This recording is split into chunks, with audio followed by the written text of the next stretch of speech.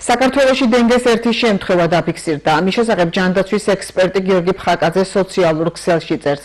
მისი ინფორმაციით პაციენტი ამჟამად თბილისის ერთ-ერთ კლინიკაში მკურნალობს. გიორგი ფხაკაძე აცხადებს, რომ ამ ეტაპზე პანიკის საფუძველი არ არსებობს, რადგან ვირუსი ადამიანიდან ადამიანზე არ გადადის.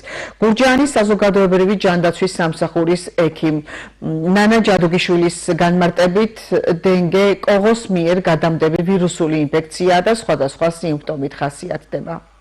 დინგი არის ინფექციური ვირუსული დაავადება, რომლის გადამტანსაც წარმოადგენს კოღო. როდესაც კოღო უკბენს დინგეთი დაავადებულ ადამიანს, დაინფიცირდება თვითონ და მერე უკბენს სხვა ჯანმრთელ ადამიანს, აინფიცირებს მასაც. დაავადება ვითარდება ნაკბენიდან 4-7 დღის მერე.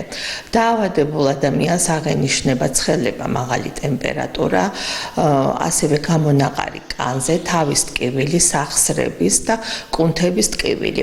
უნდა მოხდეს სწრაფი დიაგნოსტიკა, თორემ ეს დაავადება შემდეგ გადადის ჰემორაგიულ ცხელებაში. დინგეს მწვავე ჰემორაგიული ცხელება ასე ეწოდება და ამ შემთხვევაში მდგომარეობა რთულდება. პაციენტს აქვს სისხლდენა ცხვირიდან, ღრძილებიდან, იმიტომ რომ ამ დროს სისხლის შემადედებელი უჯრედების თრომბოციტების რაოდენობა მცირდება.